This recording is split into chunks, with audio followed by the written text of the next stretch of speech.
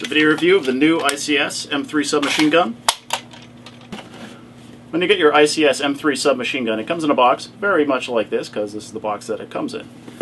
Basically, you get the gun, one 400 round high cap, fits a little more than 400, but you know, they say 400. And a cleaning rod that's suitable for like a huge gun. An ICS DVD, which has a lot of nice ICS guns we can't get in this country. And a manual, which is actually kind of nice. Shows you how to get the battery in. I'll go over that later. It's a little bit of a faff to get in there, as they would say on Top Gear. But it's written in good English. It shows you how to hop up and how to take apart down to the gearbox. You know, into the gearbox, which is pretty good because this has its own unique gearbox. It's full auto only. As said before, this is a standard 400 round high cap for the grease gun. I don't know if there will be mid caps down the road, but maybe. It's different than the MP40, and it's far different than the Thompson, which has the little guide in the back for sliding the mag into there. But basically these sell for roughly $29. When you get your gun, it comes with a battery, if you buy it from here at Master Hobbies, which is a $29.99 value. And basically what you do, this is in safe right now, put the mag in, seat it all the way so it clips up there right to the little half moon indentations. And basically you're ready to go. You just press this little button here on the cocking lever, on the real gun would be, and it's ready to rock and roll. You'll notice this little warning sticker right here. It says do not push this lever forward with your hand because you can break your gun. Basically what you do when you want to put it on safe, you just pull it back and it's on safe. And that also decompresses the spring. As this is a full auto gun, you can't shoot it in semi a couple times to decompress your spring. So putting it on safe decompresses your spring. It's a feature found on most ICS guns with the spring decompressor feature, that is. And when you want it to ready to fire, you just press the button and it's ready to go. So basically the construction of this is it's very nice. Finishes black, but you know, you could rough it up a little bit with some steel wool emery cloth to make it look you know, battle hardened. Haven't taken the tip off yet, so I don't know if that is a counterclockwise or clockwise threading, but it looks to be threaded. The body is aluminum. It's in 2 halves, just like the original. The lower receiver here is actually like an ABS plastic, so that should withstand some good knocks. Magazine is steel, really certain that's steel, and it's got a steel retractable stock. Got some sling mounts here, and the guys in the reenacting community tell me that a M1 carbine sling is the one you want to get. Alright, to get the battery in the gun, which is the hardest part of owning the gun, basically you want to pull out your wires with your fuse, kind of leave them off to the side here, and you want to orient your battery in this position for now.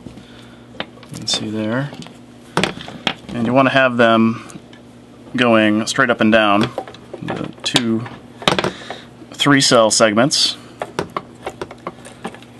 Just going to want to get them in there. It actually comes with a 10G battery, which is nice. It's a quality battery instead of those no-name yellow batteries that you find so often, like JGs and whatnot, and Echoes. So now you take your 2-segment battery, after you've gotten these pretty much all the way in, and you kind of work it in there a little bit. So this is a little bit of a pain in the ass.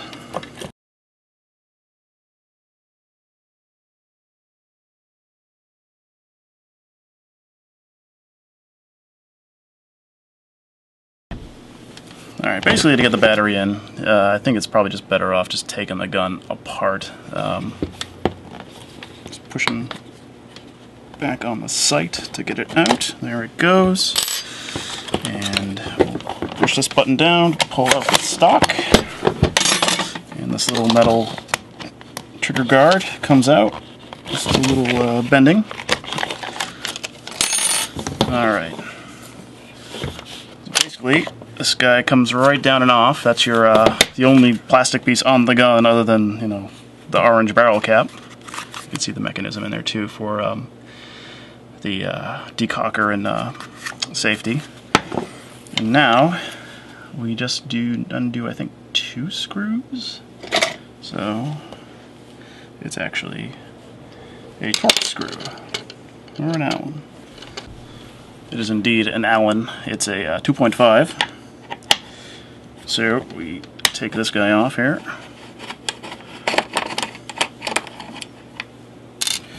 And this one here.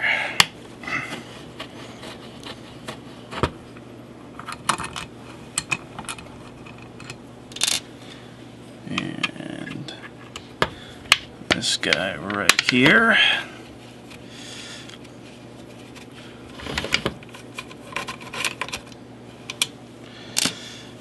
And there is another one, yep, right down here. I do not believe you need to take off the barrel yet.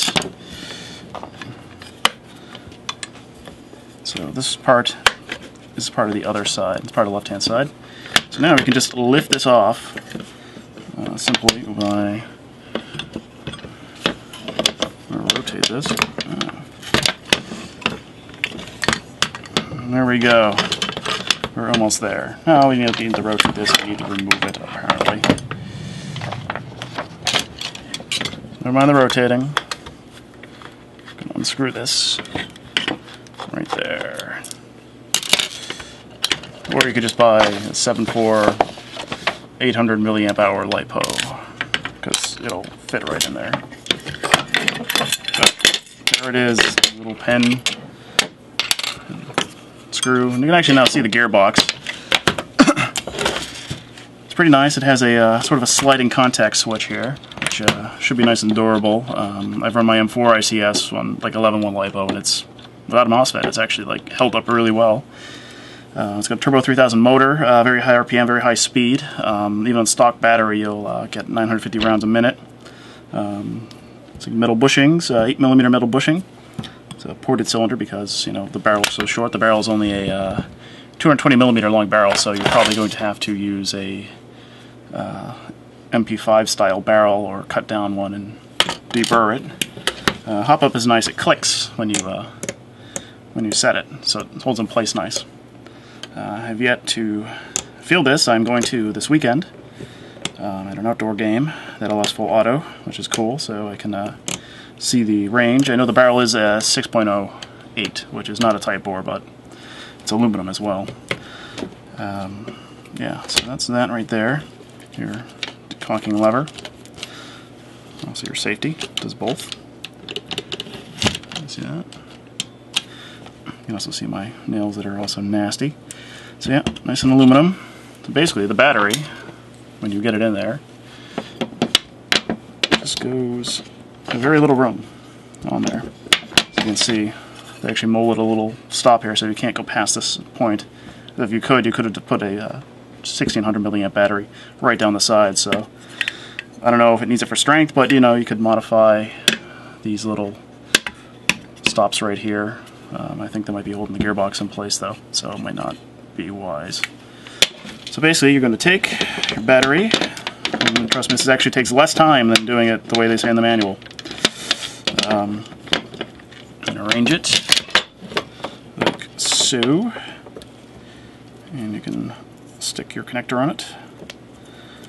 And I'm just going to leave this battery in here, probably until I put a LiPo in it, because then I'll be able to take LiPo in and out. There we go. So we got the fuse down there. Take our right hand side. It's a nice, it's like cast aluminum, looks like. Stick our pin, which actually, yep, just right there. A little spring for it. And, oops, let me drop it right on the motor because I never drop anything. And we're going to put this back together. See what a chrono's at. I've loaded up with .20 Javelin BBs. That's pretty good. 443, 444, 119. Maybe it was a bounce back. 350, 40, Got a nice shake on it too. It's got some recoil. I don't know if they built that in there intentionally, but it does. So 954 on a 9.6 battery. That's pretty good. I tried it earlier with a level 1 LiPo, and it got 1240 rounds per minute. So summation, this is really good, especially if you're into World War II. It's got great sights. It's not another Thompson, so it's good, you know. It'd be a good complement for when the Garand comes out too. This is also used a lot in Korea. It was used even in Vietnam for close defense. And it was issued to tank crews in the first Desert Storm, and I think the truck drivers as well, because it's a small, compact, cheap, easy to use gun. When these were made, they were $20 in 1945, which I think the Thompson was like $200 or $300. I don't know. Don't quote me on that. Put in the comments if you know. Just look on Wikipedia and put it down there. So this and many other awesome airsoft guns and accessories are available here at Master Hobbies. We are located at 565 Main Street, Route 9, here in Cherry Valley, Massachusetts.